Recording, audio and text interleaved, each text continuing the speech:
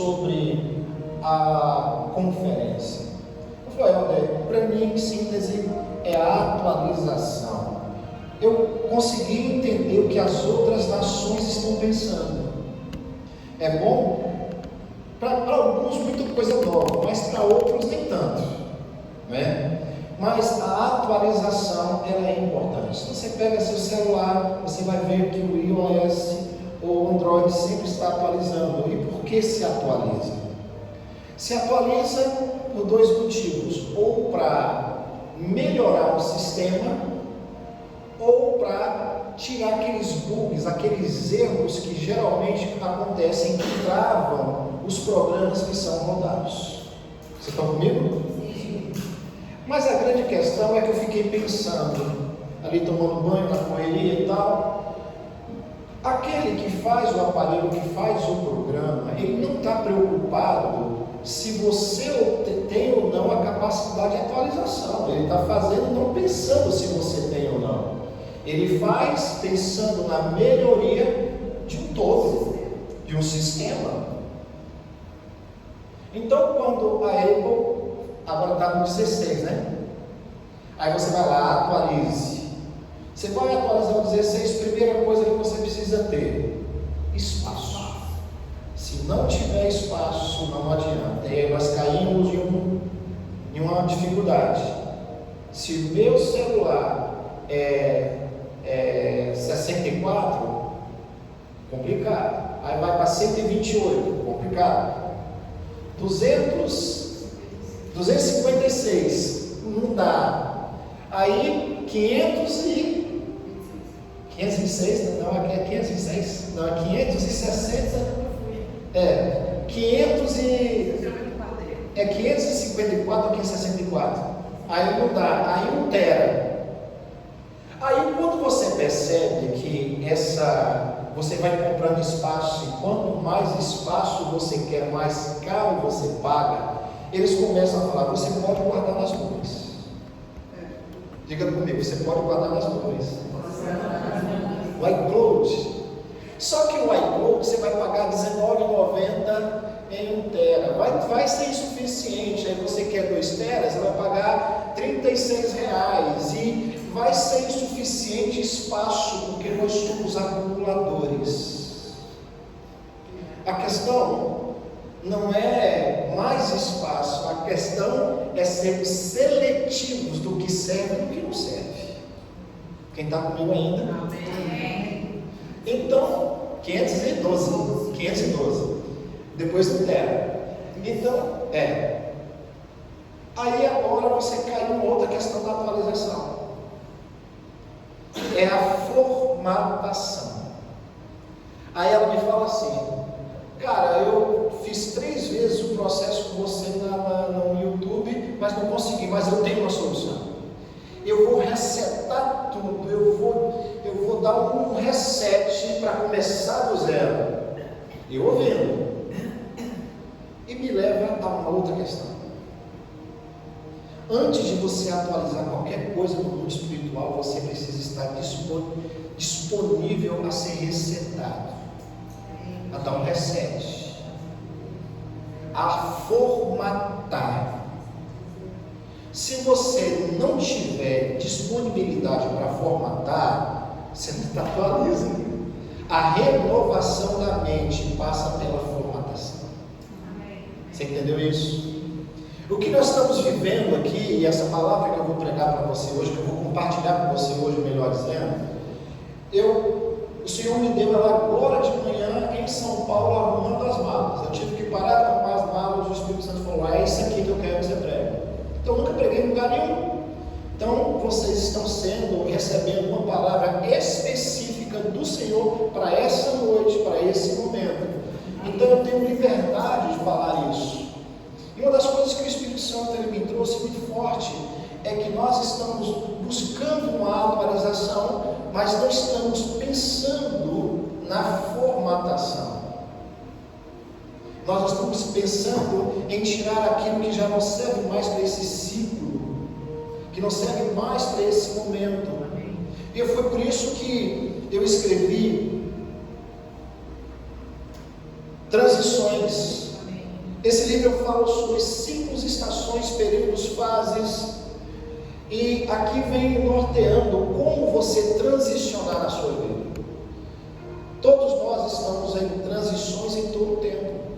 A temática da conferência foi transições. O Ricardo Wagner, que é um apóstolo muito conhecido, talvez um dos apóstolos do nosso Brasil, que mais entende do apostólico, falou sobre tempo.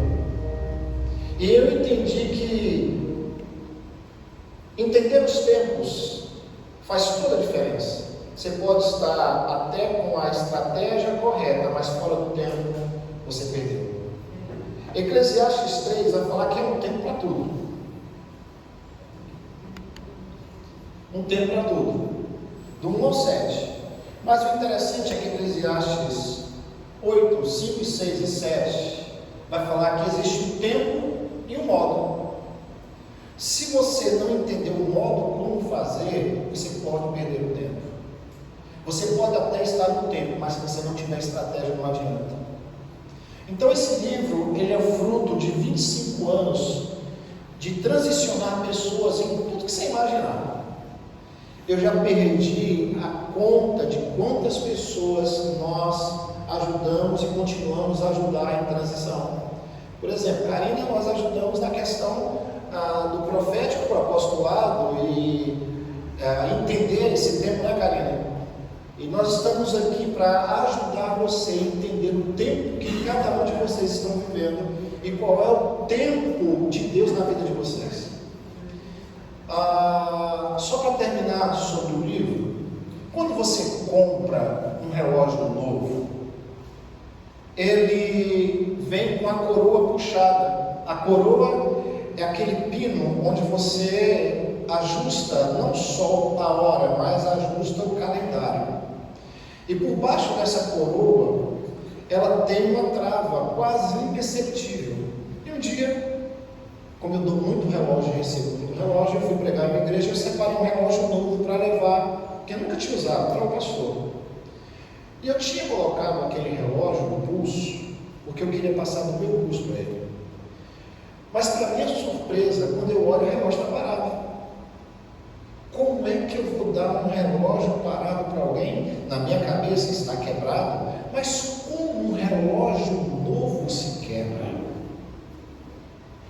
E eu olhei o relógio, olhei, apertei a coroa e tal. Quando o Senhor me falou assim, olha por baixo da coroa, eu percebi que todo relógio novo existe uma trava feita de acrílico branco. Por que eles colocam essa trava? Porque se o relógio novo tiver com a coroa acionada, o relógio vai ficar na vitrine funcionando. E como a maioria dos relógios hoje é de bateria, quando a pessoa compra, ele já funcionando, você não sabe quanto tempo ficou na vitrine, então você pode estar perdendo. Aí compra o relógio, vai ter que trocar a bateria. Perde a garantia. Diga comigo, perde a garantia. E aí eu tirei aquela trava, apertei a coroa, ajustei o relógio e fui pregar. Quando eu estou em cima do altar, o Senhor me fala assim, a grande questão na vida das pessoas não são as grandes coisas, são as pequenas coisas que travam o tempo.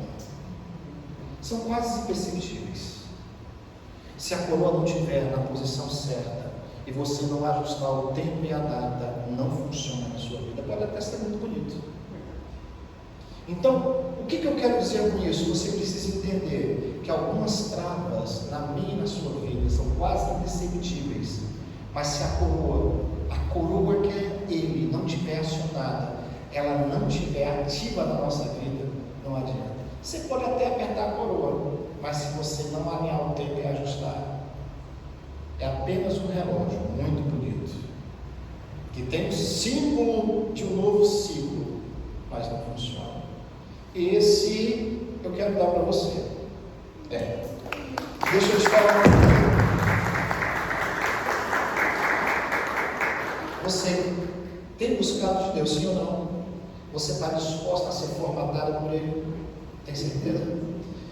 A formatação de Deus na tua vida, minha filha, vai ser assim, como eu posso dizer, não violenta, mas vai ser confrontadora com a tua personalidade. Aleluia. Amém. Nós somos formados com uma personalidade como Pedro, e Deus não tem problema com personalidades fortes. O que Deus ele pensa nessas personalidades fortes é um nível maior de obediência e de entrega. Pedro é um exemplo desse. Todos poderiam imaginar que Pedro seria um improvável, mas são esses improváveis que o Senhor chama. Então, que esse livro possa abençoar a sua vida. Não se esqueça, toda formatação, toda ela precisa ser orientada por quem sabe fazer. Então, ore com quem é autoridade sobre sua vida, se submeta a isso. Você vai ver o que Deus vai fazer na sua vida. Glória a Deus.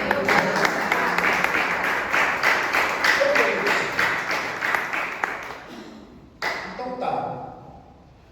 Hoje eu quero compartilhar com você. Nós viemos agora da conferência, como eu disse, uma ótima igreja, fala a verdade. Um som, pastora Lígia, impecável.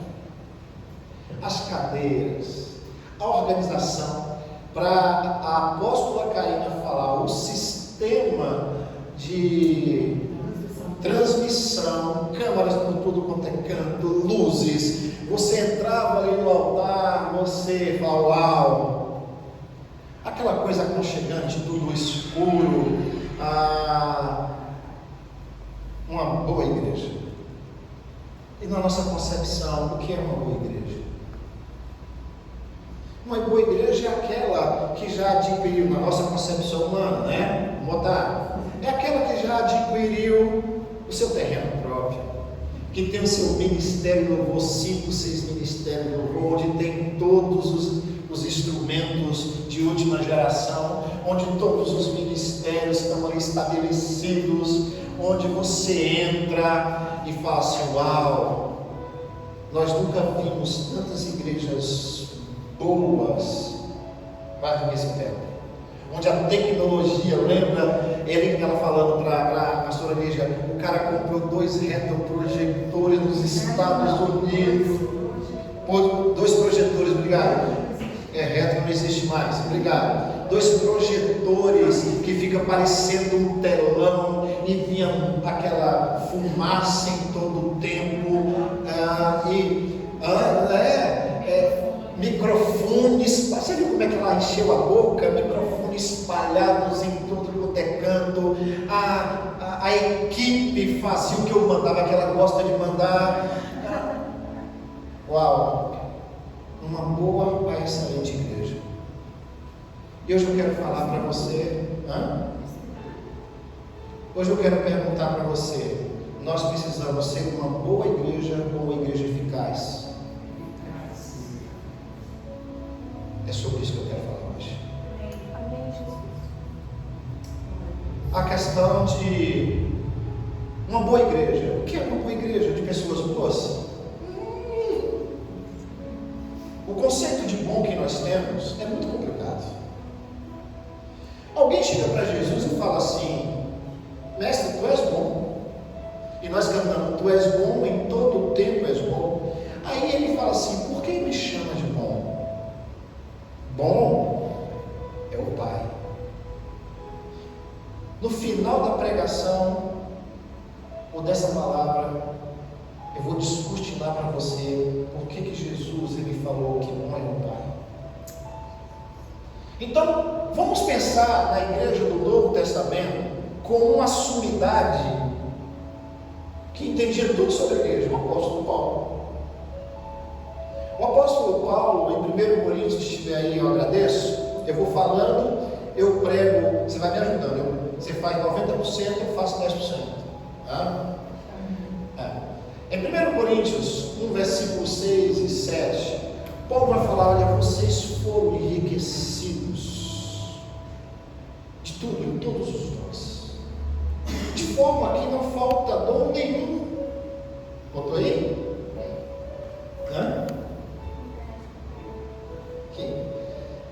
Pois tudo fosse enriquecidos nele, e toda palavra e todo conhecimento. Se você quiser acompanhar aí no seu celular, se você trouxe dele, acompanhe. para que eu não esteja a falar nada. Pois em tudo fostes enriquecidos nele, em toda palavra, em todo conhecimento. Porquanto o testemunho de Cristo foi confirmado em vós, de maneira que não lhe falta nenhum dom espiritual, enquanto guardais a revelação do nosso Senhor Jesus Cristo. Ou seja, imagine uma igreja completa de dons. Imagina o dom em ação no corpo, todo mundo funcionando naquilo que foi chamado no seu dom. Quem é um pastor que não sonharia com uma igreja dessa? Uau! Mas tem um problema. 1 Coríntios 3, ele vai dizer para esta mesma igreja: não vos pude falar como espirituais, porque vocês são carnais, vocês são crianças do entendimento. Havendo entre vocês contenda, discussões, porventura não sois vós carnais? Dá para colocar? Não. Então, 1 Coríntios 3. Eu vou falando, você vai acompanhando. Vocês estão acreditando no que eu estou falando, vocês têm que pegar a Bíblia. Irmão, não vos pude falar como espirituais, mas como carnais, como meninos em Cristo. Com leite vos criei, não com carne, porque ainda não podeis, nem tampouco ainda agora podeis suportar. Ele vai falando. Mas espera aí, eu acho que Paulo errou. Como é que ele vai me falar que em 1 Coríntios 1, 5, 6 e 7, eles foram enriquecidos em tudo? Eles tinham até o testemunho de Cristo. E ainda fala: não está faltando nada para vocês.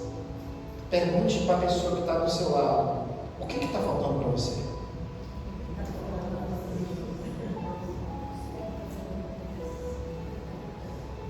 Agora Paulo está falando: eu não vou poder falar com vocês como espirituais, porque vocês são carnais. Gente, como é que nós podemos ser uma igreja que fomos enriquecidos em tudo, que temos o testemunho de Cristo e que não nos falta nada na carne? A questão aqui, queridos, não é a ausência de dom. A questão aqui é como se usa aquilo que Deus te deu. Porque por muito tempo a identidade da igreja, escute o que eu estou te falando, a identidade da igreja ficou baseada nos seus dons. Nós temos uma igreja apostólica porque nós temos apóstolo. Nós temos uma igreja profética porque nós temos um profeta. Nós temos uma igreja pastoral porque nós temos pastores. A grande questão aqui, queridos, é que eu preciso formatar sua mente em relação a isso. Uma igreja é conhecida na sua identidade não pelos dons, mas sim pelo propósito. Igreja boa ou igreja eficaz?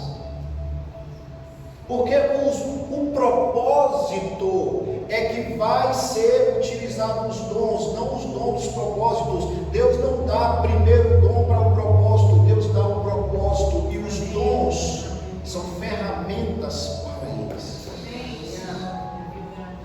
Quantas pessoas você conhece que tem um dom e que não tem caráter? O dom não cobre caráter. O dom pode até abrir porta, mas o caráter mantém essas portas abertas. E aí nós temos uma crise, porque nós queremos ter uma igreja conhecida pelos nossos dons, não pelo nosso propósito. E nós caímos em uma crise. Porque se os dons provocassem em nós a aprovação dos céus, nós teríamos que rasgar. João, Senhor, nós profetizamos em teu nome, nós expulsamos demônios, nós fizemos e acontecemos. Jesus fala: não vos conheço. E a palavra conhecer é relacionar-se. O dom é inato. Deus deu o dom ao homem, distribuiu ao homem.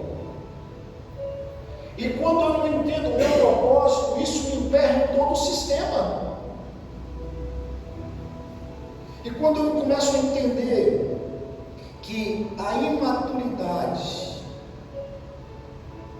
ela não só emperra o processo, não só me descredibiliza no mundo espiritual, mas ela traz consigo uma âncora ou uma algema que não deixa você sair do ciclo. E aí nós ficamos perguntando: o que está faltando? O que está faltando? O que eu estou fazendo de errado? Nós entramos em crise. Interessante que Paulo, ele em todas as suas epístolas, ele vai tratar a igreja de alguma forma. A Coríntios ele chama de meninos. E aqui deixa eu fazer uma diferenciação. Existe uma diferença entre ser menino e ser criança. Quando eu falo ser menino, é maturidade. Quando a Bíblia fala ser criança, é dependência. Tá? Não sejamos como meninos inconstantes, levados por vento de doutrina. Ele está falando sobre maturidade. O termo pejorativo, fulano de tal, é uma criança, é um meninão, melhor dizendo. É uma meninona, é um meninão. O que está falando? Maturidade. Em Jeremias 1,5, depois do chamamento de Deus para ele: ah, Senhor, eu sou um menino, ou sou uma criança, em algumas traduções, porque essa tradução está errada quando se fala sobre maturidade e dependência. Aí Deus fala: não fale, eu sou um menino, porque onde eu tiver te mandar, você irá. Quando Paulo está falando sobre ser menino e ser criança, quando a Bíblia está usando essa diferenciação, você vai ter que olhar o contexto. Não sejamos como meninos inconstantes. Quando a gente cantava, você chorava. Quando a gente chorava, você estava cantando. Ou seja, menino e maturidade não discernem o tempo. Paulo vai falar: quando eu era menino, pensava como menino e agia como menino. Agora que eu cresci, eu deixei as coisas de menino. Ou seja, Paulo está falando sobre idade. Paulo está falando sobre a questão de maturidade, daquilo que você entende dos céus. E para começar a quebrar na sua mente algumas questões sobre idade e sobre maturidade, e nem sempre a idade vai determinar a maturidade. Para os céus não funciona assim, para Deus não funciona assim. Eu vou dar um exemplo. Antigo Testamento. Samuel é chamado. 1 Samuel, quando ele começa a ser gerado na sua mãe, existia dois rapazes, Hófnis e Finéias, filhos de Eli. Mas eles são reprovados. E agora um menino é gerado, Samuel, através de uma necessidade de Deus. Você é o fruto de uma necessidade da sua geração. Você precisa entender isso. A mãe precisava de um filho, Deus precisava de um propósito. Então Deus não gera pessoas, Deus gera propósito. E porque você é uma vontade de Deus, diga comigo: eu sou a vontade de Deus. E como é que eu sei que eu sou a vontade de Deus? A Bíblia me diz. João 1, 12 e 13. Todos aqueles que creram no seu nome, deu-lhes o poder de serem feitos filhos de Deus, os quais não nasceram da vontade do varão nem da varoa, mas nasceram da vontade de Deus. Você é uma vontade de Deus. E por que você está correndo muitas vezes daquilo que Deus te chamou para fazer? Por que você está correndo? Pegando a pontinha do nariz. Por quê? Se você é uma vontade de Deus. Então, quando 1 Samuel conta a história de Samuel, Hófnis e Finéias, eles já eram adultos. Agora Deus vai começar a falar com o menino. A palavra diz que de ano em ano a sua mãe ia trazer uma túnica nova. Por que de ano em ano? Porque Samuel ia crescendo. E todas as vezes que a maturidade vem sobre a sua vida, você é revestido de um novo tipo de autoridade, um novo tipo de roupa. Quantos aqui precisam trocar as roupas, as vestes? De ano em ano, a mãe vinha trazer uma roupa para ele, porque não cabia mais. Diga, essa roupa de hoje só dá para hoje. Você sabe qual é o maior prejuízo que a gente tem com criança? Não é comida, é roupa. Você compra um sapatinho daquele que é mais caro que um sapato de adulto. Ele vai usar 15 dias e não dá mais. Mas a gente quer comprar, não quer? Não, então. Então eu quero que você entenda, é uma questão. Samuel ainda era criança, o Senhor falava com Samuel. Estamos chegando em uma geração que as nossas crianças vão começar a ter experiências como nunca no Senhor. Deus vai usar meninos ou crianças para derrubar gigantes. Davi era um adolescente, menino, não tinha nem idade militar, porque ele estava na casa do pai. Então, nós não se julgue a idade como prerrogativa. Vamos para o Novo Testamento. Maria era menor de idade, gente. Os apóstolos que Jesus chegou, todos menores de idade, porque só quem pagou o imposto foi ele e Pedro. Agora, claro que a idade não quer dizer experiência. Quem é mais maduro tem mais experiência na vida. Agora, o grande problema é que quem é mais maduro e tem mais experiência na vida está vivendo em Nárnia, está vivendo na síndrome de Peter Pan, não cresce nunca. E o crescimento é o desafio que você tem de Deus para cumprir o seu propósito. Então diga para a pessoa assim, com muito carinho: deixa ele crescer. Deixa ele crescer.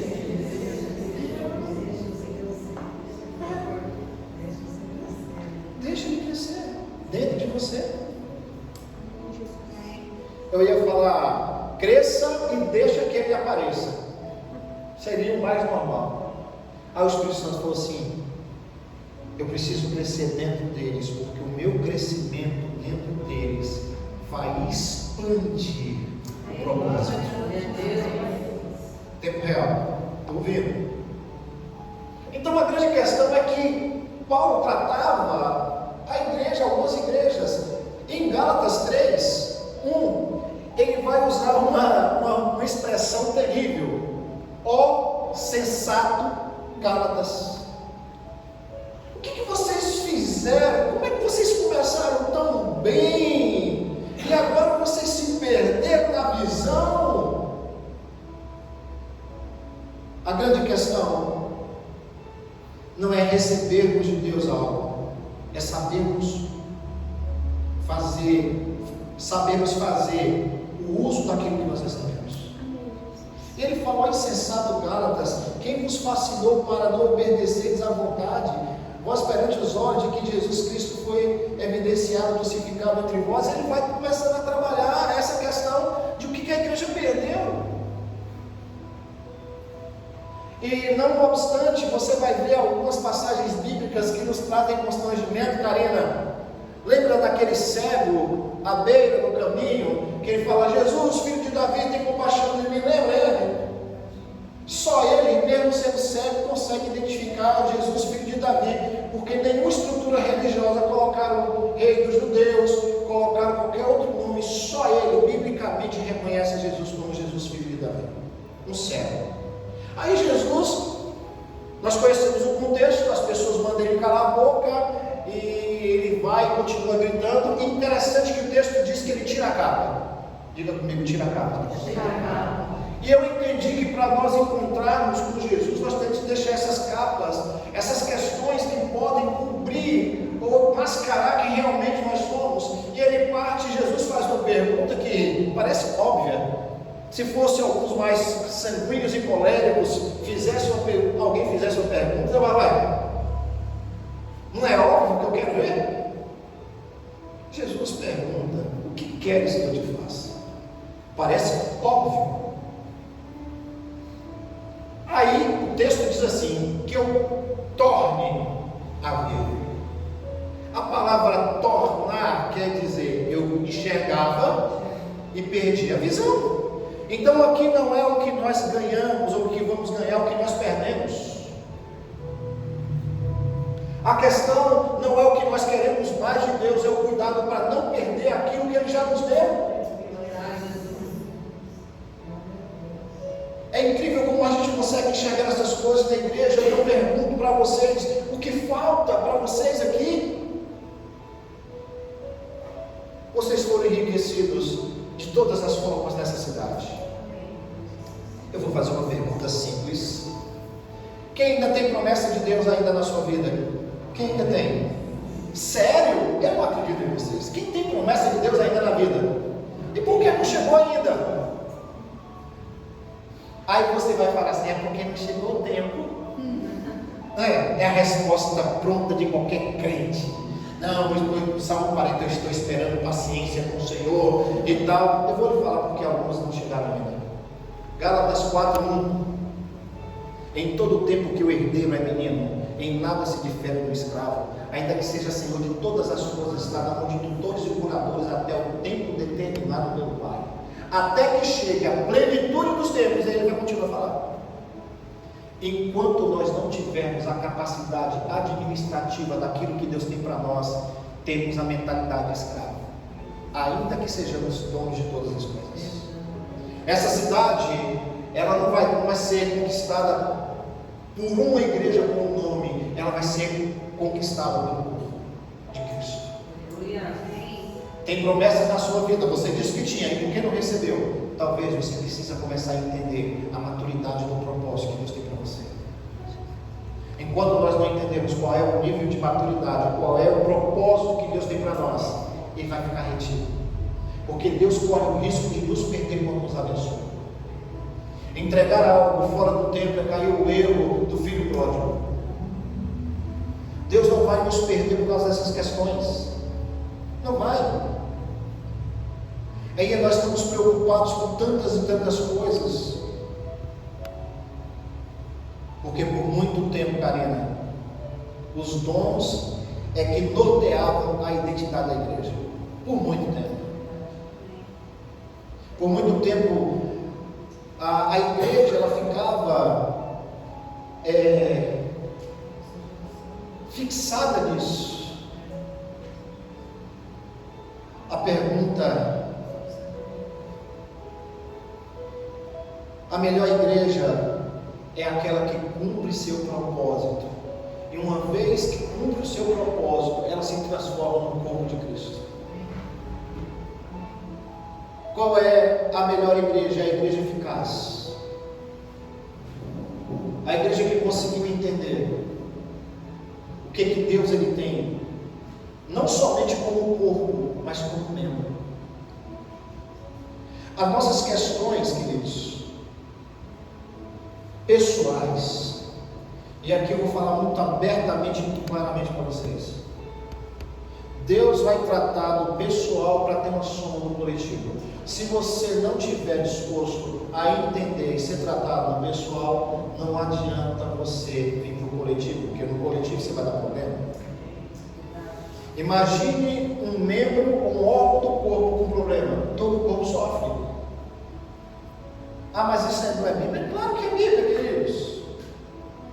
Se eu pegar um texto do Antigo Testamento para mostrar para você como um membro só emperrou todo um processo na vida de uma caminhada, de uma transição, de um rompimento do povo de Deus. Números 12. Moisés vai casar com uma mulher conchita, uma mulher de pé escura. Arão e Miriam, em especial Miriam, falam contra Moisés. Vai colocando aí, vamos, a gente vai ler. E eu estou falando de quem era Miriam, eu estou falando da profetisa Miriam, eu estou falando daquela menina que criou Moisés, eu estou falando do primeiro ministério do louvor do Antigo Testamento, quando eles transicionam, quando eles saem da escravidão do Egito, ela vai atravessando, ela pega um tamborim e começa a cantar: só o Senhor é Deus, só o Senhor é Deus, só o Senhor é Deus. Foi ela que começa a inaugurar o ministério profético de adoração. Ela era uma líder nata. Ela conhecia Moisés desde o seu nascimento. Agora, pode colocar aí, Números 12. E agora, eles começam a falar contra Moisés. Deus ouve do céu e fala assim: como vocês não tiveram coragem de falar contra Moisés? Se há profetas, eu falo em visões, mas com Moisés não é assim, eu falo face a face com quem fala comigo. Ou seja, todas as questões que nós colocamos em pauta no mundo espiritual contra uma liderança, não é o líder que trata, quem trata é o próprio Deus. E aí Deus fala assim: todo mundo para fora da tenda. Não Deus. Aí a pergunta é: por que para fora da tenda?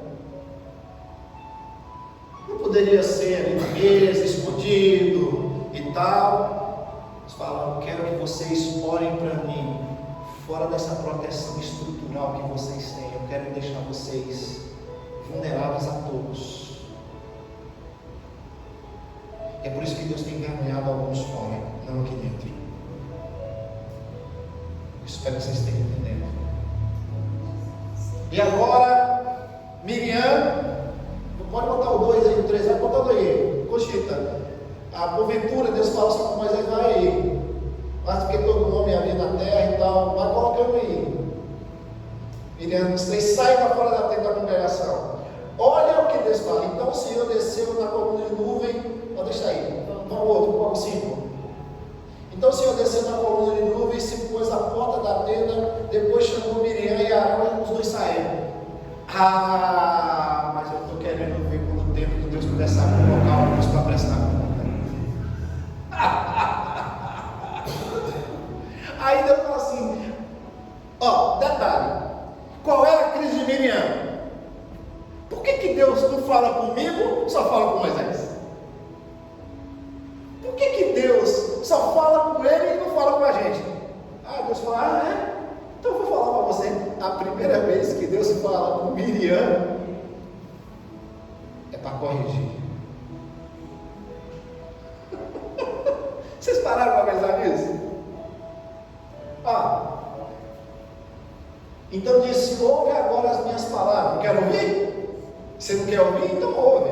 Se entre vós houver profetas, eu, Senhor, em visão a ele te farei conhecer, com em sonhos falarei com ele. Não é assim com o meu servo Moisés, que é fiel em toda a minha casa. Aí eu começo a entender que o propósito produz fidelidade, e a fidelidade produz proteção. E agora você não precisa justificar com mais ser humano nenhum. Quem vai justificar é o próprio Deus. Se você estiver alinhado, se você tiver um propósito, o próprio Deus vai dar testemunho de você. Não foi assim com o meu servo Jó, homem íntegro e reto, que não se desvia do mal. Não há homem igual a ele. Pergunte à pessoa: qual é o conceito que Deus tem sobre você? Se Deus tivesse que falar para você, de você para a cidade, o que Deus falaria? Ele já está falando, porque as nossas ações falam por ele. Quem está comigo ainda? Deixa lá, isso. Aí vai, mais um. Assim a ira de Deus, a ira do Senhor contra eles se acendeu e retirou-se. Ou seja, o que ficou de Deus na vida de Miriam e Arão não foi a presença, foi a expressão da ira. Eu não sei você, vai me dar um trem no coração. Agora a pergunta é: contra os dois, e o que acontece agora? E a nuvem se retirou e sobre a tenda, eis que Miriam ficou leprosa. Por que Miriam fica leprosa e Arão não? Por quê?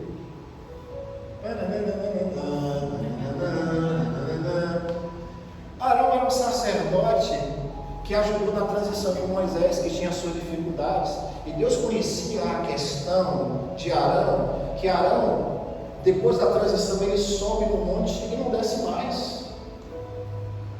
O julgamento de Arão já estava determinado, só não foi naquele tempo. A grande questão é que nós cometemos pecado, que nós temos erro, cometemos coisas que Deus não castiga no momento, e pensamos que Deus passou o pano.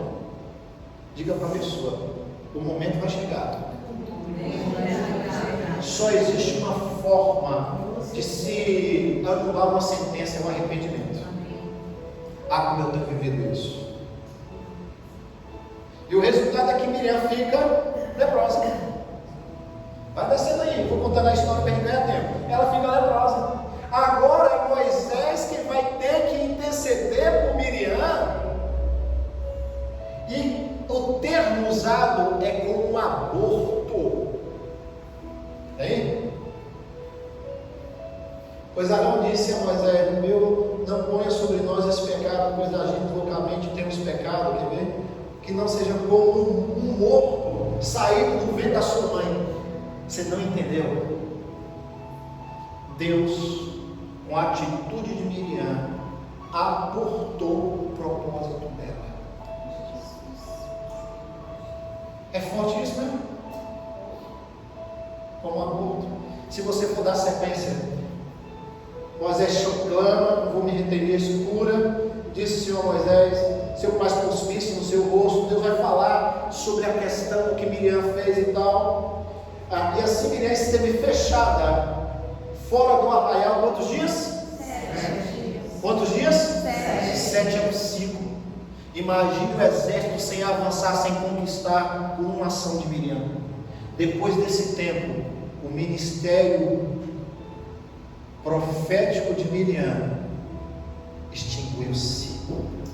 Aí agora é só a morte. Miriam foi a causa do exército não romper 7 dias. E 7 dias aqui é um ciclo completo. Existem algumas pessoas que estão impedindo que a igreja avance, porque elas têm que se curar primeiro. E aqui é lepra. Lepra é pele, e símbolo de lepra no Antigo Testamento era pecado, maldição. Tem alguma enfermeira aqui, alguém que trabalha com a saúde? Alguém? Ninguém? Então vamos orar para vir médicos e enfermeiros para cá, para me ajudar no entendimento. Existe uma diferença de lepra para hanseníase. A lepra é na epiderme. A lepra nasce sobre a pele, sim ou não? Sim. E você vai ter que ter aquele cuidado e tal e tudo. A hanseníase, não. A lepra é de fora para dentro. Não é hanseníase, não. É que a hanseníase que é a mesma lepra, né? E a escara, você sabe o que é escara? É na carne. É de dentro para fora. A lepra, a hanseníase, é de fora para dentro. E a escara é de dentro. Mas o que dá escara? Qual é? O que provoca escara? Repete. Quando a pessoa fica numa posição só, as partes rígidas, diga comigo, partes rígidas, que são os ossos, ficam em contato com a superfície e aí fere de dentro para fora. Você não entendeu, né? Vou explicar para você. Quando o corpo para em uma posição só, essa letargia começa a ferir de dentro para fora. Aí nós temos que virar. Aí nós pegamos o colchão casca de ovo. O que é o colchão casca de ovo? É para que a superfície não seja plana, que tem altos e baixos. Diga comigo, altos e baixos. A gente está tendo que virar a igreja de um lado para o outro para não dar escala com seus altos e baixos. Interessante que toda pessoa que está sendo cuidada de escara tem um protocolo. Meia hora virei para o lado esquerdo, meia hora para o lado direito, meia hora de culto, meia hora a gente está de culto em culto, tentando mexer com vocês de um lado para o outro nesse colchão, para ver se vocês não ficam com ferida, porque a letargia causa escara. Quando não é uma questão externa, a ferida de dentro para fora, é a ferida de fora para dentro. É de fora para dentro, de dentro para fora. Organizando aqui o pensamento. Então pergunte para a pessoa que está do lado: o que está te faltando? Aí nós estamos perguntando assim, sabe? Vamos querer ao culto. Ao culto não é atrativo. A gente agora precisa arranjar um ministério novo, a gente precisa cantar os músicos que todo mundo canta, a gente precisa fazer a gente começa a fazer um culto para atrair pessoas. E aí nós perdemos a temática do culto. Porque o culto nunca foi para pessoas, né? O culto foi para ele. E sempre será para ele. Mas a gente não tem um parâmetro de um culto na Bíblia. Claro que tem. Qual foi o melhor culto na Bíblia? Qual é o padrão de culto bíblico? A Bíblia fala. Pergunte para a pessoa, você sabe qual é o padrão de culto? Isaías 6. No ano em que morreu o rei Uzias, eu vi o Senhor sentado no alto e sublime trono. Essa citação, no ano em que morreu o rei Uzias, eu vi, está falando sobre um rei morto, Uzias, 2 Crônicas 26. Só vou contar a história dele para você. O cara tem de 14 a 16 anos, alguns falam que é 14, outros falam que é 16 anos, começa a reinar. E o cara era um prodígio. O cara revoluciona a época dele. Agricultura top, armamento bélico melhor ainda. O cara começa a crescer tanto que o nome dele chegou até as portas de Gade. E quem era Gade? A cidade de Gade era a cidade de Golias. Ele se tornou conhecido demais. Mas ele comete um erro. Ele oferece incenso no lugar do sacerdote.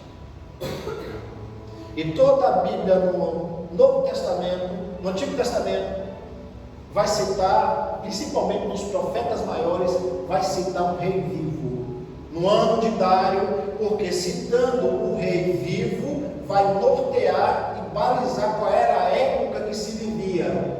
Agora Isaías cita um rei morto. No ano em que morreu o rei Uzias, eu vi. Ou seja, no dia que morreu aquela pessoa que fez o que era errado em relação ao culto, a minha visão se abriu. No ano em que morreu o rei Uzias, eu vi. Precisou o rei Uzias morrer para que a revelação viesse. E Uzias está relacionado à profanação do culto. Aí o culto perfeito. Qual é o culto? Vamos lá para o 2. Isaías 6.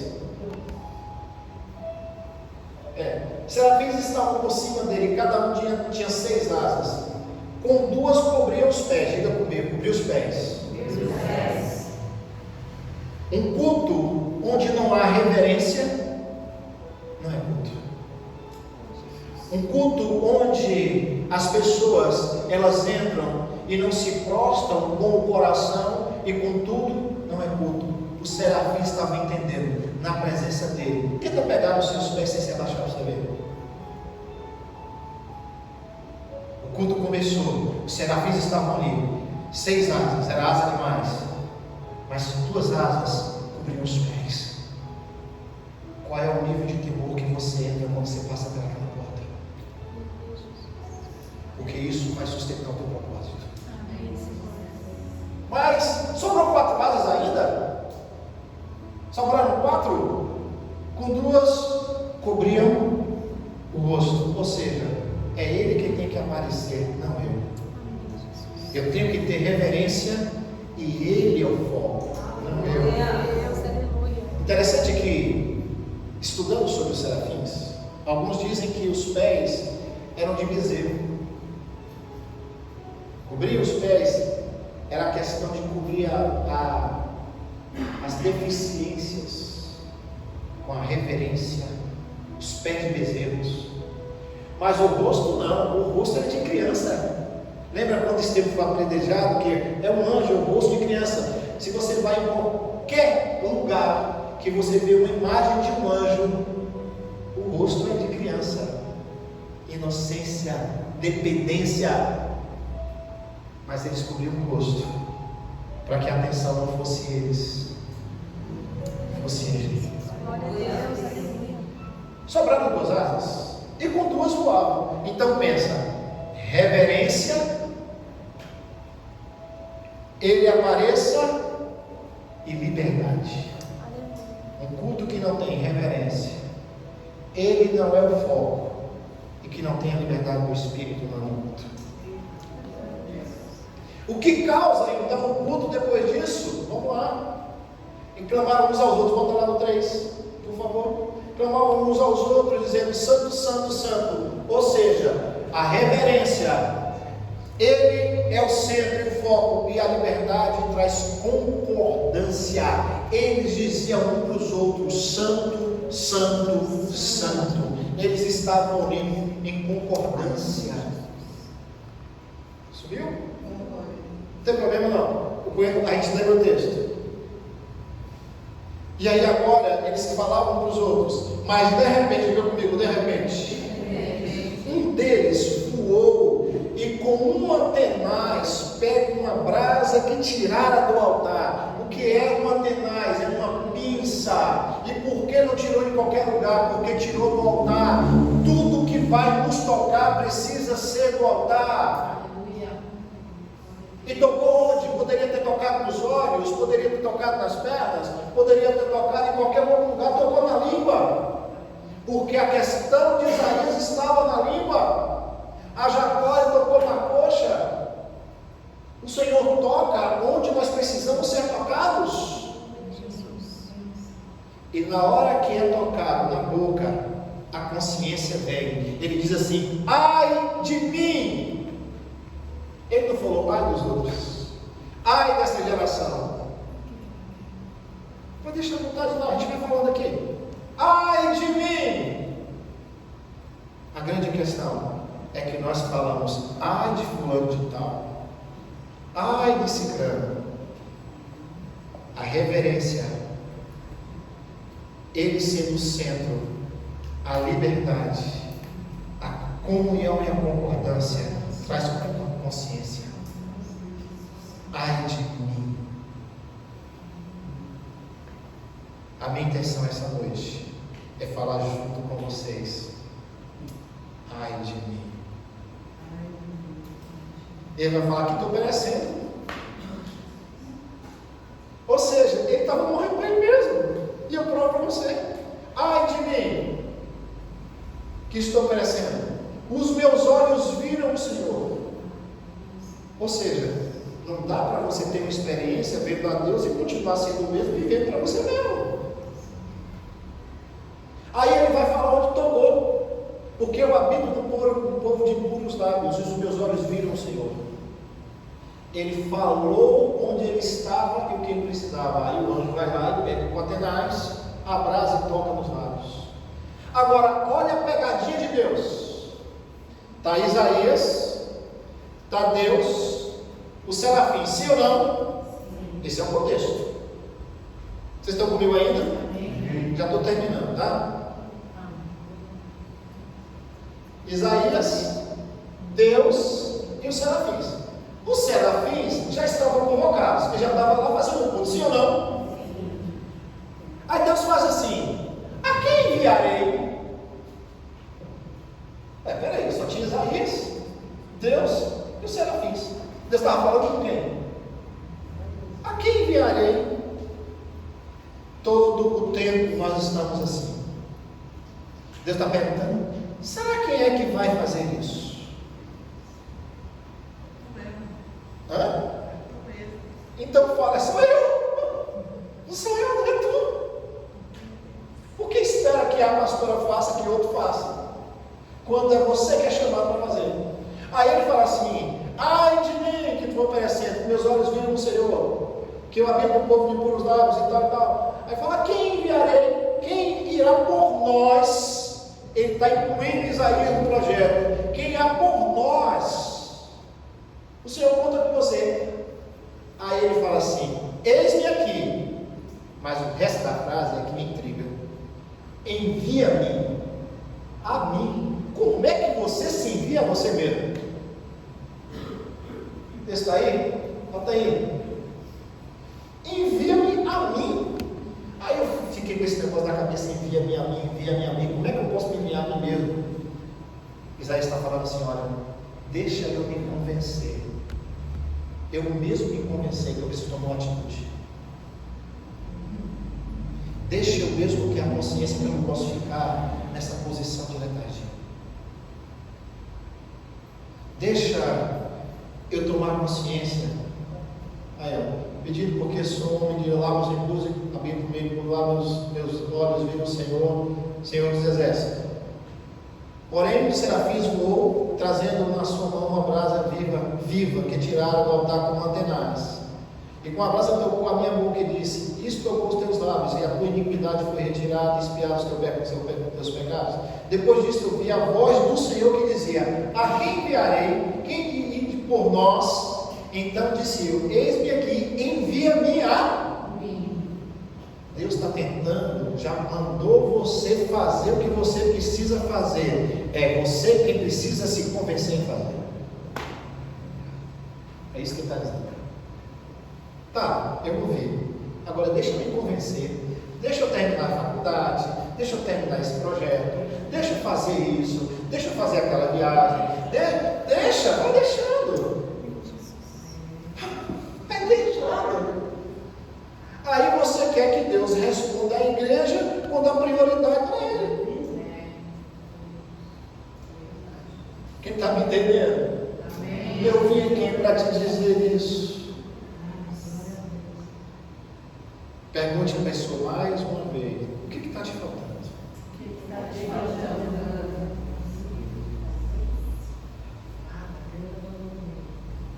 Aí alguém respondeu: nada. E por que não está fazendo?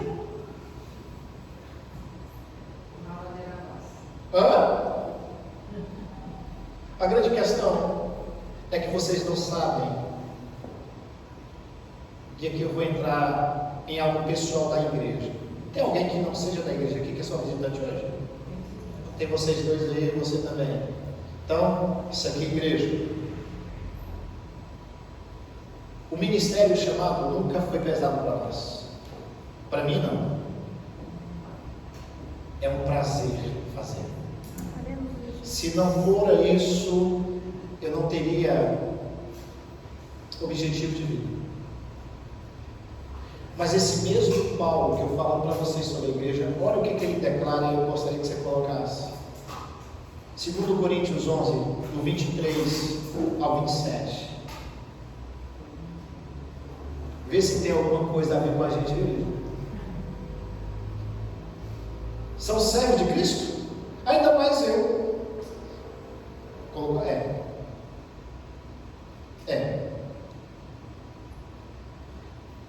Expresso como se estivesse enlouquecido, pois trabalhei muito mais. Fui encarcerado muitas vezes, fui açoitado mais severamente, em perigo de morte várias vezes.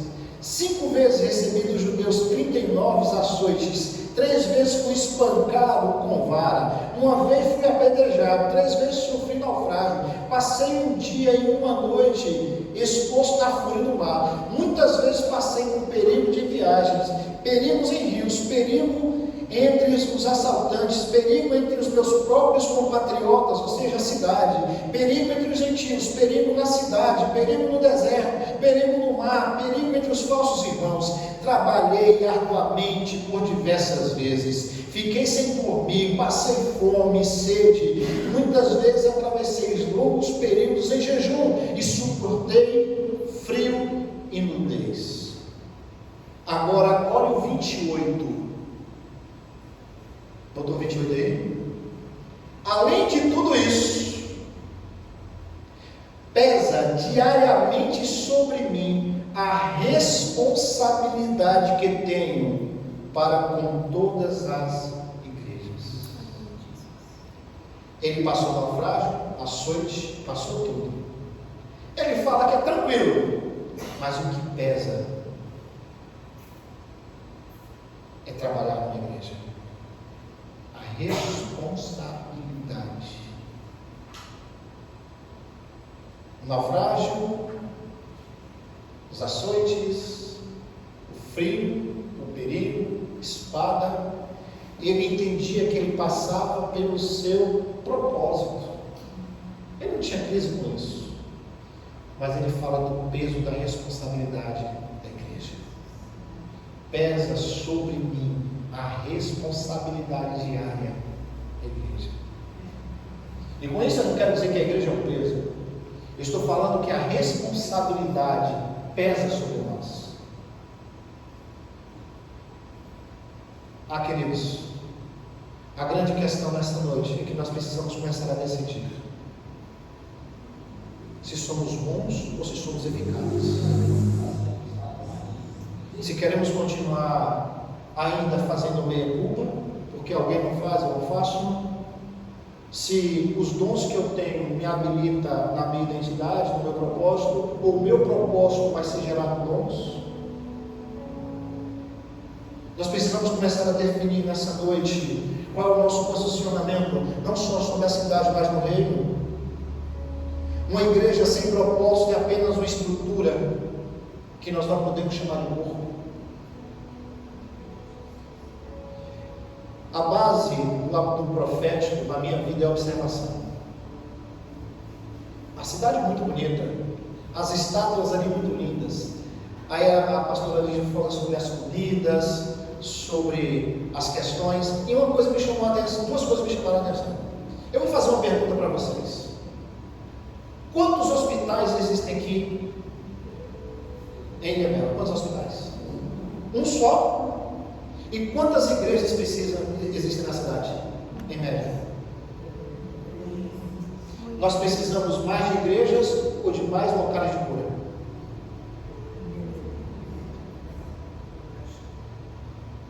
Tem um hospital, igrejas tem várias.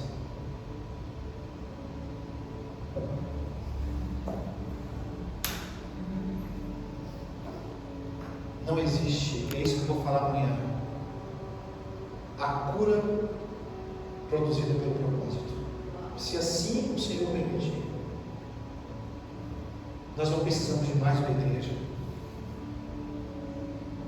Igreja tem demais, agora um hospital. Aí eu vi você falando que quando aconteceu, você teve que sair daqui para um outro lugar possível e tal. Aí você chega aqui, eu estou morrendo de saudade. Mas aí imaginou se tivesse um hospital que você precisasse sair? A grande questão é que as pessoas estão saindo daqui para procurar uma outra igreja, um outro lugar, porque aqui não está tendo cura na cidade. Pense nisso. Qual é a questão então que está faltando? Pergunte para a pessoa mais uma vez: o que está te faltando? Precisamos começar a entender que Deus está nos chamando para uma responsabilidade. Deus está nos chamando para começarmos a viver aquilo que Ele projetou para mim e para você. A igreja eficaz é aquela que cumpre o seu propósito. Vamos ficar de pé. Quando eu perguntei para você se existem promessas que não foram cumpridas, eu quero afirmar para você: a imaturidade escraviza. O texto que eu li, todo o tempo que eu herdei a menina, em Gálatas 4, está falando sobre em nada se diferir do escravo. O que nós temos no nosso coração essa noite? Hoje eu não tenho nenhuma proposta a não ser impartir com vocês o ardor pelo propósito, aquilo que arde dentro de você, aquilo que arde dentro de mim, aquilo que por muitas vezes fica adormecido, aquilo que muitas vezes nós colocamos em segundo ou terceiro plano, aquilo que nós falamos: Deus, agora não, que deixa eu fazer primeiro. Um dia os discípulos chegam para Jesus: olha, com essa aqui, deixa eu enterrar meu pai, deixa que os mortos enterrem os seus mortos. Em João 6,66 vai dizer: muitos deixaram de seguir Jesus depois dessas coisas. O que nós estamos negociando? O que está acontecendo com a igreja nesse tempo? Eu não estou falando apenas com a igreja aqui, mas a igreja, porque pessoas têm saído, em vez de estar sendo gerada alguma coisa aqui, dentro da sua casa, dentro de você. O que foi que mudou daquele tempo onde você disse sim para ele? Amanhã é dia dos namorados, eu estou sem minha namorada, minha esposa. Estamos aqui, olha, queridos, eu vou falar para vocês, vou rasgar o coração que um pouco otimista a sua vida, que eu quero trazer um peso de responsabilidade sobre a igreja hoje. Eu gastei uma grana em um hotel no centro de São Paulo, perto da Santa Efigênia. Eu falando: Deus, vou poderia pegar um hotelzinho mais barato de 130, 140 reais, ali no pertinho do negócio, como o pessoal ficou. Deus me fechou os olhos para todos os hotéis. Eu paguei 210 reais em cada diária, 5 dias. 5 dias, gastando 40 reais do local todo dia, 80 reais, 40 de ida e 40 de volta. Chegava lá às 9 da manhã e saía de lá às 23 horas da noite. 10, Karina, na conferência. 40 reais, então vamos fazer a conta básica. 80 com 210, 290 com mais. Não, calma, estou fazendo por dia. Mais 50 reais de comida. Dá quanto? Por dia? 240. Não. 240. 250. Vamos fazer a conta certa. 210 diária, 80 de. Mais 50 de. 340 vezes 5. Cadê aí, pessoal que está no celular e no WhatsApp? E o que é? A mais de 1.200. Eu vou dar 1.200.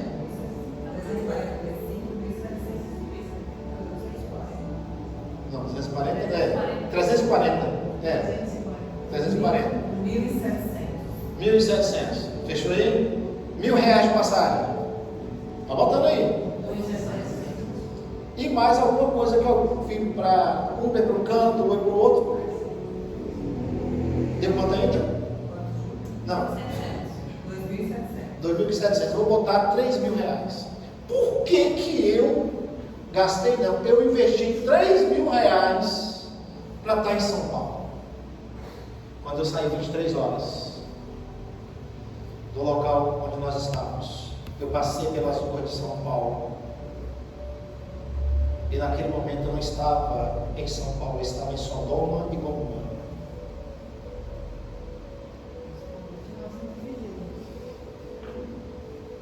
Eu vi Sodoma e Gomorra aos meus olhos dentro de um Uber durante esses dias.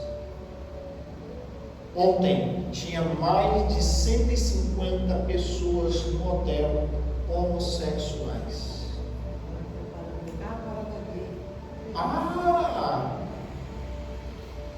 Fora que estava falando da Cracolândia. O que eles fizeram? Tiraram a Cracolândia e todos eles se espalharam. Alguém falou: se você ficar com esse celular na rua, a bicicleta, o cara passa a bicicleta e toma. Eu chegava no hotel assim. Eu tinha que ficar dentro do hotel para esperar o Uber. O Uber tinha que abrir a porta e falar: entra! Sai correndo. Eu pergunto: cadê a igreja? A grande questão é que nós estamos protegidos dentro de 4 paredes e nós não entendemos qual é o nosso propósito. Nós estamos preocupados tanto aqui dentro que esquecemos lá fora. Eu fui tomar café nesses dias e eu vi pastores em potenciais, profetas em potenciais, evangelistas, mestres, apóstolos, tudo com camisa LGBT. Eram pessoas, a maioria delas, com certeza, que já viram o evangelho, mas se decepcionaram com a igreja.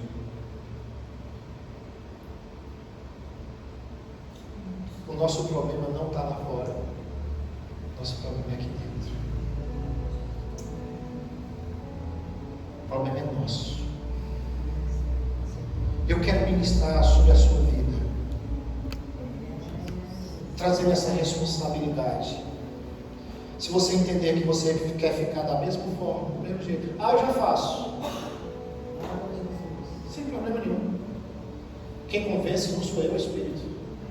Mas se você fala assim: olha, eu quero hoje realmente viver algo, o meu propósito, o meu chamado, não são os meus dons que vão me dar a minha identidade, mas a minha identidade vai trazer o meu propósito ele vai me imbuir de dons o quanto for necessário. Eu quero te chamar para cá, eu quero orar com você, eu quero tocar na sua vida,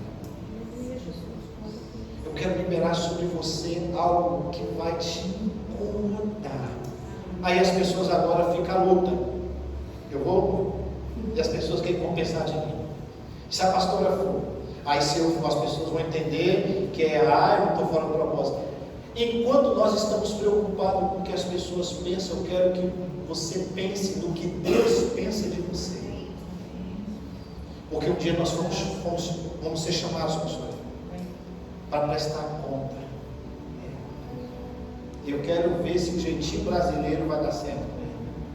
Eu não vou insistir, porque o que determina o que eu preguei não é se você vai ver ou não, é que o Espírito diz à igreja.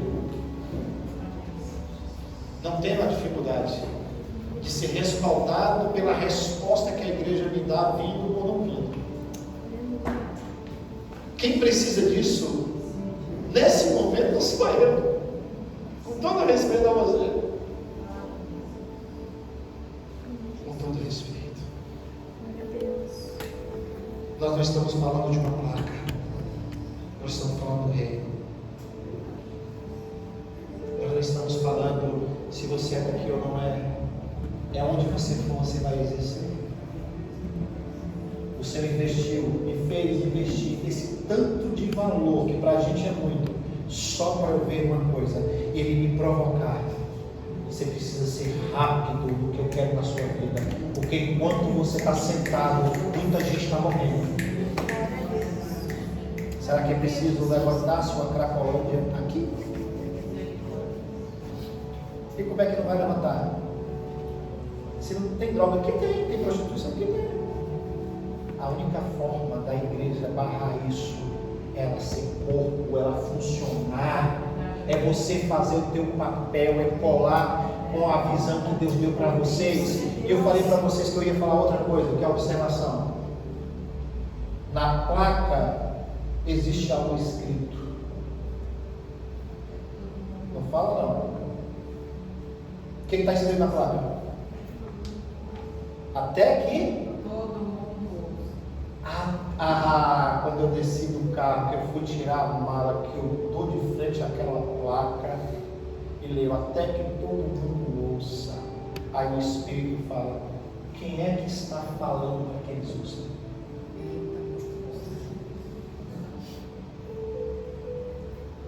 Quem é a voz que essa cidade está ouvindo? A primeira coisa que tentaram fazer com essa igreja foi amordaçar o profético, matar a voz que denuncia, porque aquela frase ali é uma afronta para o inimigo, para que não chegue o avivamento. Até que todos ouçam o quê? O que eles precisam ver? Pai, eu quero colocar a vida dos teus filhos aqui. Cada um foi chamado, Pai, em ministério. Cada um foi chamado com um propósito. Faz arder no coração, Senhor Deus. Nós não estamos falando aqui sobre ser apóstolo, ser profeta, ser mestre, ser evangelista. Nós estamos falando sobre títulos. Nós estamos falando sobre filiação, sobre sermos filhos de Deus. Porque Isaías ali era um profeta, mas o Senhor tratou como filho, o Senhor nos tratou como filhos. Deus, constrange o nosso coração, constrange o nosso coração, traga esse incômodo a nós. Deus, faça com que o nosso rosto queime literalmente. A tua palavra diz que é um falar de vergonha. Libera sobre a vida dos teus filhos agora, Senhor Deus. Que venha como um vento impetuoso, que venha como um fogo, que venha sobre nós. E o que essa cidade precisa ouvir? O que essa cidade precisa ouvir é o que aqueles ouviram lá atrás, até que todos ouçam: é chegado o reino de Deus em Ilha Bela. É chegado o avivamento em Ilha Bela. O que todos precisam ouvir é a nossa cidade, é o altar de adoração ao Senhor. O que eles precisam ouvir até que todos ouçam? Não é que a minha igreja é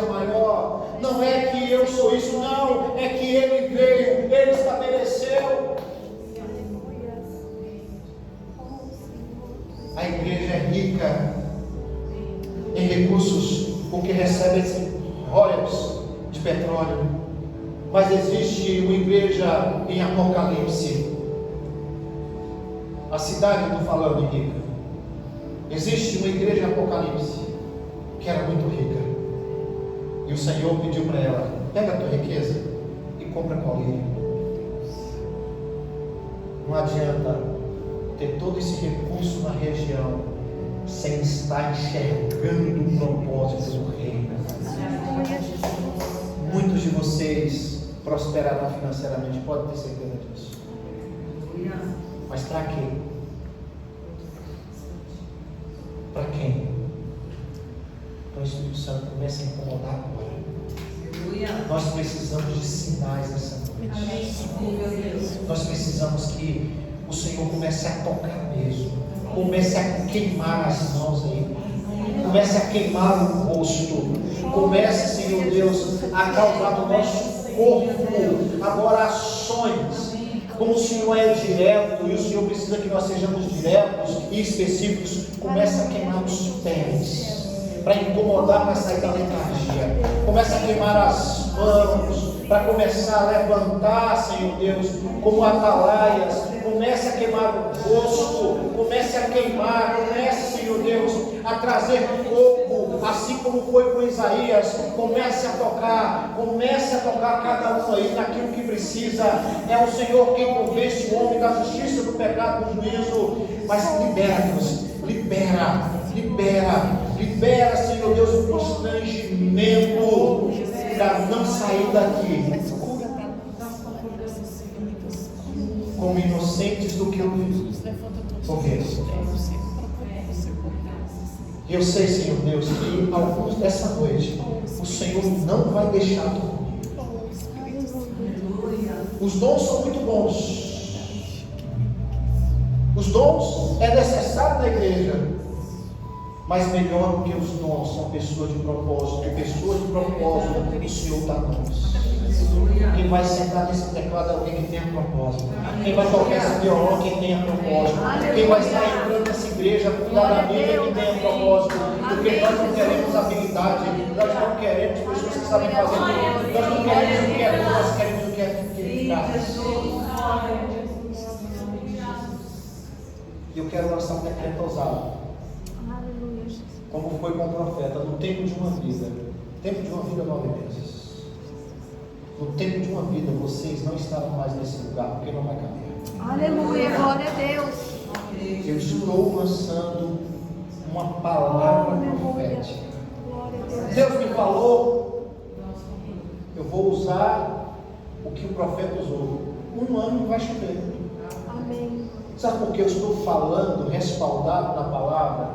Porque eu acredito que se a igreja entender o propósito, o que vai chamar as pessoas a sentarem nessas cadeiras não é a boa estrutura, não é o ministério de louvor, é o propósito. Se a presença não atrair, Amém, Jesus. nada atrairá. Amém? Você pode aplaudir o Senhor?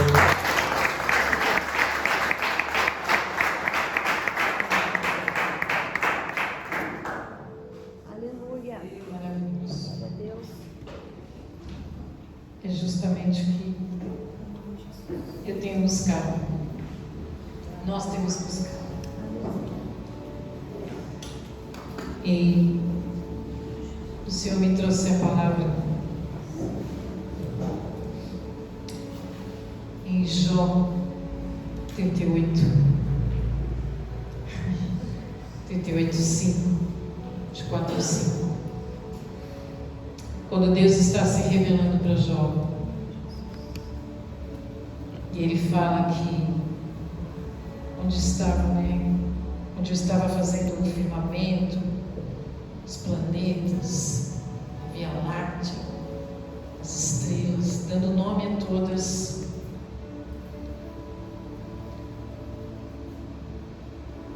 Mais um pouco, mais um pouco, mais um pouco. Quando as estrelas da alva juntas alegremente cantavam, e todos os filhos de Deus jubilavam,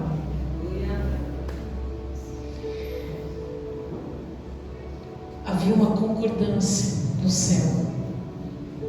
Os filhos de Deus, os anjos, serafins, querubins, todos jubilavam, todos cantavam, regozijavam.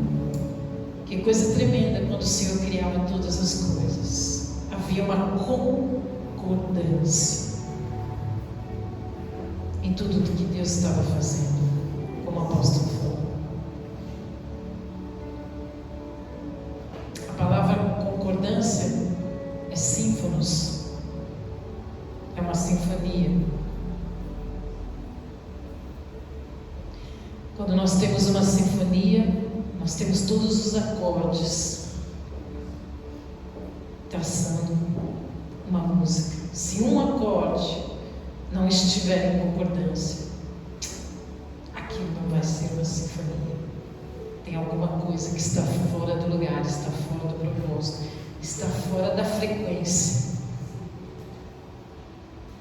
Como a palavra é uma frequência, a voz é uma frequência. Em que frequência que nós estamos indo? Em que frequência nós estamos? Em concordância com o propósito? Em concordância com aquilo que Deus deseja de nós? É um desafio de mudança. É um desafio para destravar aquilo que nós estamos travados muitas vezes em rotinas, e simplesmente queremos fazer muitas vezes o que o outro fez, sem buscar verdadeiramente a concordância do propósito que Deus tem para cada um de nós. E que é isso que eu posso ter falado. E eu concordo plenamente. A necessidade de estarmos em unidade. A igreja está em unidade com esse propósito. E como Paulo fala em 1 Coríntios 14, não despreze o dom que há em ti. Porque em Pedro o Senhor também fala das paixões. O Senhor colocou paixões em nós. Mas essas paixões têm que ser em concordância com o propósito espiritual, de reino. É tempo de amadurecimento. É tempo de entendermos para que estamos aqui, para que viemos. A nossa identidade, o nosso chamado, o nosso predestino. Estarmos apaixonados pela obra de Deus. Essa paixão é necessária. Estamos apaixonados por vidas, apaixonados por esse propósito de mudança, não só em nós, mas da sociedade, da cidade. Esse é um novo tempo. É um novo tempo para todos nós. Há um novo tempo nas nossas vidas. E é preciso amadurecer. De não estarmos aqui simplesmente domingo e ir ao culto simplesmente por uma rotina. Eu vou ao culto simplesmente porque é domingo. E amanhã é segunda. Então eu tenho que cumprir algo. Não, isso já passou. Isso não é mais a nossa vida. A nossa vida pulsa algo extraordinário. E é necessário nós alinharmos essa frequência. Como no rádio, temos que estar na mesma frequência, nessa mesma unidade, nessa mesma concordância, em que pulsa o nosso coração. Qual é o sentido, o significado da nossa vida, o propósito? Não adianta, eu sempre falo com vocês, não adianta nós queremos sucesso sem um significado. Sem um significado, o sucesso não é sucesso. É apenas um momento, passa, passageiro. Mas quando nós temos um significado com as coisas eternas, que são mais palpáveis do que as que passam, a vida eterna é mais palpável do que a passageira. Então, você precisa repensar nesse tempo e nesse modo. Em que tempo nós estamos, em que modo nós estamos agindo, vivendo. Porque vivemos, para que vivemos verdadeiramente. Vamos vir ao culto simplesmente para cumprir uma agenda, ou porque vivemos na paixão de adorar, de buscarmos a sua presença. e verdadeiramente a identidade para que fomos chamados. Amém? Amém. E eu estou muito feliz que vocês vieram. Eu quero agradecer também aos visitantes, viu? Pastor, o seu nome, pastor? James, pastora Eliane, sejam muito bem-vindos aqui. Missionário Alexandre, com seus filhos queridos, muito obrigada, viu, por estar aqui conosco. Querido, seu nome? Afonso, seja muito bem-vindo, muito obrigado pela sua visita, Deus abençoe. Mais alguém que nos visitou, tudo obrigado. E a Church de Caraguá, muito obrigado, Pati, Deus abençoe vocês, viu, sejam muito abençoados aqui. Obrigada a todos. Vamos ficar de pé?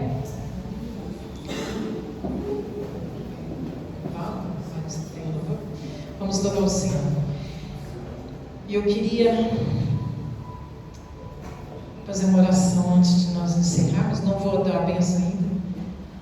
Mas, Senhor, eu te louvo por essa palavra, Senhor. Eu te louvo por esse desafio que o Senhor nos trouxe.